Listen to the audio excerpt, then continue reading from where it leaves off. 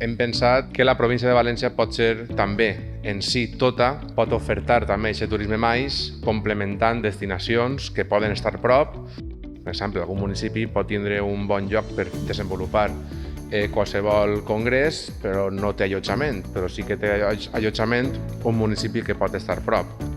Estem davant d'un producte, el mais, que presenta unes característiques extraordinàries per a desestacionalitzar, per a professionalitzar i també per a la rentabilitat. La cogovernança, l'anar tots de la mà, el que també el sector s'ho crega i també fica a disposició de les administracions tots aquests recursos és fonamental. Posem en valor tota la cartera de serveis, de logística, d'infraestructures. La mirada que ens suggeria Jordi és d'aprofitar el territori.